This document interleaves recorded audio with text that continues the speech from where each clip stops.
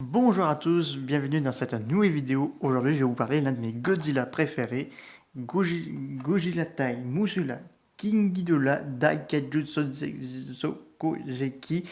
Donc, GMK, mais connu sur le nom de Godzilla versus Mothra et King Ghidorah Giant Monster Howler Attack. Donc, c'est un film qui est réalisé par notre cher ami Susuke Kaneko, donc celui qui a réalisé la trilogie de Gamera de l'RCI et de Ring. Et la musique sera composée par Ko Otani, qui je trouve ça super, la musique qu'il a réalisée. Donc suite au succès de Tied de Godzilla 2000 et Godzilla vs Megaquirus, donc Lato voulait faire un nouveau film avec un peu plus de résultats vraiment supérieurs aux autres films. Donc là, ils ont demandé à Tsuzuki Kaneko qui vu qu'il avait fait un travail formidable dans la trilogie de Gamera, donc là il va faire un Godzilla. Donc il avait plusieurs projets parce qu'il voulait rendre hommage à la série Ultra Q de 1966 parce qu'il adorait cette série. D'ailleurs, dans Gamera 2, vous avez clairement un petit clin d'œil à Ultra Q. Donc là, dans ce film, au départ, ça doit être un Godzilla contre une espèce de créature humain qui a été contaminé par quelque chose dans l'espace, mais je vous ferai une vidéo de ça là-dessus. Et donc ça se fera pas. Et en revanche, il a fait un projet de faire Godzilla contre Varan, Baragon et Anguirus. Donc là, ces trois kaiju là. Donc la Toho a dit oui pour Baragon, mais ils ont dit non pour Anguirus et Varan parce qu'ils avaient eu peur que c'était pas trop des kaiju trop à la hauteur de ce film. Et donc voilà, il y a à la place de Varan et Anguirus, on met Kinjidora et Mothra. Donc là, on garde quand même Baragon. Il a quand même demandé de garder Baragon, qu'on n'a plus vu depuis l'ère Showa. Donc là, il revient. Donc malgré les craintes qu'ils avaient, ils ont sorti au moment du film au cinéma des petites figurines de Godzilla, Mothra et Kinjidora. Donc là, le film, donc c'est pas une suite des deux précédentes suites des Godzilla Millennium, c'est une suite au 54. Donc là, Godzilla va jouer le rôle de méchant et les trois seront les gardiens. Donc il faut savoir que Godzilla va être créé et même contrôlé par les âmes, ceux qui sont morts de la Deuxième Guerre mondiale. Donc le monde le Japon est en crise, si vous voulez, parce que là, il y a Godzilla qui revient et que tout le monde pensait qu'il était mort et tout ça. Et pendant ce temps, on a une journaliste avec un ami et son père qui est le chef de l'armée, enfin l'armée commandant quelque chose comme ça, qui vont découvrir un livre qui part sur les gardiens qui viendront sauver le Japon. Donc on a Baragon, Mothra et Kinjidora qui est le rôle gentil. C'est la première fois qu'on a un Kinjidora gentil alors que d'habitude il est méchant. Donc c'est bizarre qu'ils ont fait un gentil. Et donc ils vont se réveiller, combattre Godzilla qui ravage le Japon entier et qui a ce fait de sang. On voit clairement que Kaneko a bien travaillé, surtout avec ce Godzilla. Il est l'un des plus classes vraiment génial parce qu'il a une tête effrayante, il a les yeux blancs, il a les dents pointues et on voit qu'il est hyper agressif. Mothra, peut-être certains vont pas trop aimer parce qu'elle ressemble à une espèce de guêpe. Donc voilà. Baragon, ça fait plaisir de revoir parce que la dernière fois on l'avait vu, c'était Frankenstein versus Baragon. Descend un Monster, et là il revient dans ce film-là, et il reviendra en 2021 dans la série de Godzilla Singular Point. Et Kinjidora, bon, certains vont pas trop aimer, mais ceux qui vont aimer ce Kinjidora parce qu'il va faire le rôle de gentil. Et vous voyez, si vous faites attention au niveau des visages de Kinjidora, vous voyez, il n'a pas son visage à lui. En fait, c'est le visage de Varan, parce qu'il y a l'un des personnes qui travaillait sur ce projet de film a été dégoûté que Varan a été dégagé du film, mais pour le consoler, on faisait Kinjidora le visage de Varan. Donc ça, c'était un truc de fou qu'ils ont fait. Donc autres informations aussi, Kaneko avait choisi Eiza Hamato pour incarner le prophète d'Izama à cause de son apparition dans l'épisode final de la série Ultra Q à laquelle il voulait donner une suite. Donc il faut savoir que ce film-là rend hyper hommage à Ultra Q. Pour ceux qui ont vu Ultra Q sur YouTube, quelques extraits, tout ça, ça rend hyper hommage à Ultra Q. Comme ça a été fait pour Gamera 2 de l'attaque de Légion, qui ça rend également hommage à Ultra Q.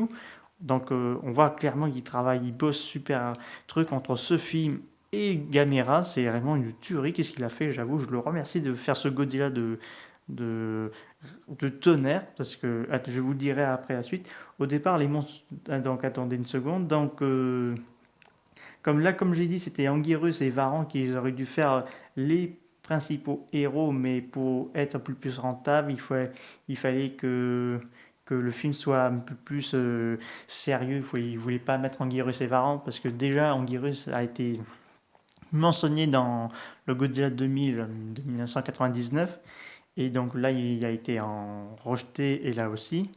Varan, lui, on ne le verra pas.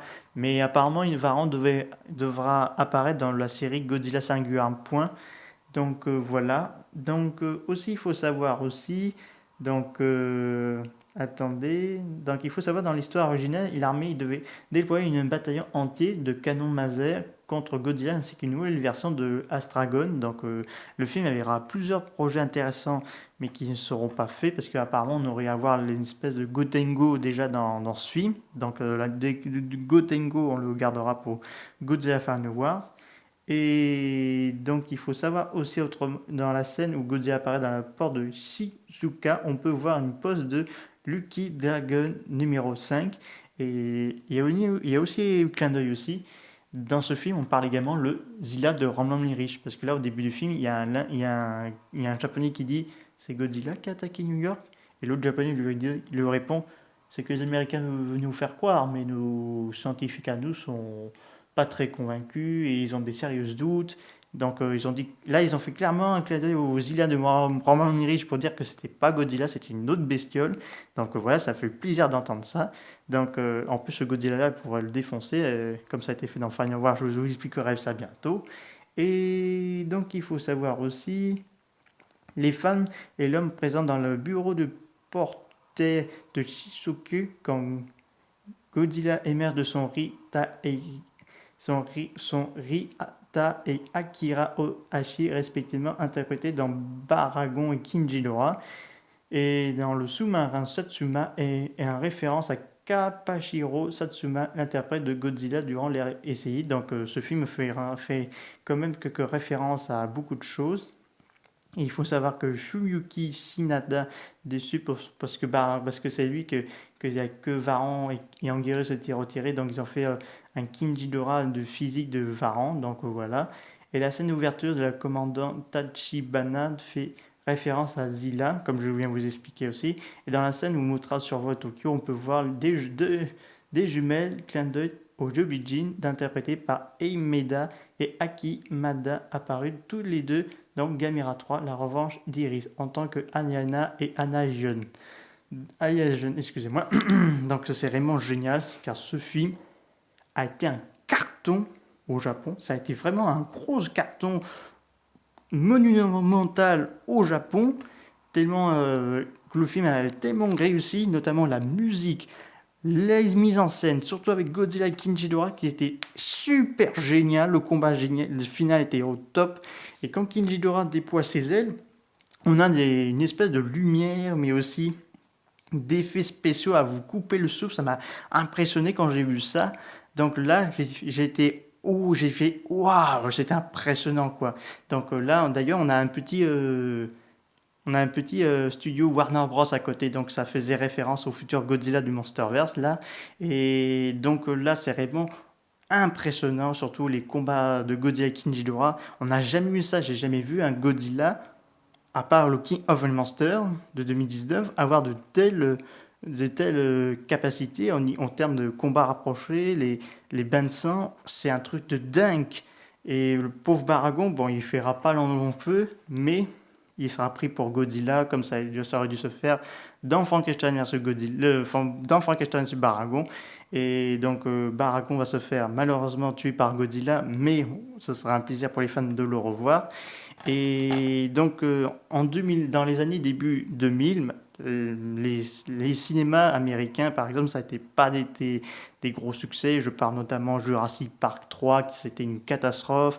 Et les visiteurs en Amérique, c'était un pur mauvais remake. Tandis qu'au Japon, là, avec ce film-là, dans Godzilla vs Mothra Kinjidora, Giant Monster Howul Attack, avec le voyage de Jinshiro du studio Ghibli, ces deux-là ont été des succès, beaucoup mieux qu'un film Universal, Disney, personnellement. C'est mieux que ça.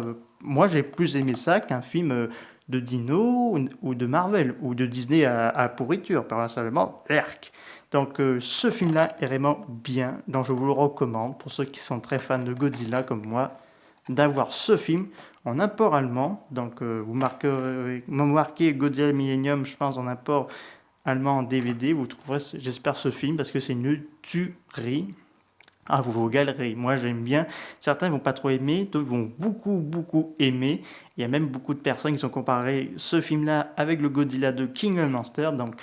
Donc c'est à vous de choisir. Je ferai d'ailleurs cette vidéo-là. À vous de choisir qu'est-ce que vous préférez, ce film-là ou le 2019. Je vous laisse bien réfléchir et je vous ferai une vidéo spéciale si vous voulez faire une comparaison entre ces films-là parce que ça m'a donné cette idée-là. Donc, longue vie à Godzilla, surtout avec ce film-là qui avait grande cartonné. Ato était très fier de ce film a vu le jour parce que je suis content. Je vous remercie d'avoir créé ce chef-d'œuvre et je te remercie Kaneko avec la trilogie Gamera de faire également ce film et la trilogie Gamera. C'est du chef-d'œuvre. Je te remercie. Donc, avoir absolument dans votre collection, au moins avoir une fois dans votre vie. Donc, c'est vraiment pour moi le meilleur film de l'ère Millennium. C'est la fin de cette vidéo. J'espère que ça vous a plu. Et si vous avez des questions, n'hésitez pas à me dire dans les commentaires. Je vous dis à très bientôt. Au revoir.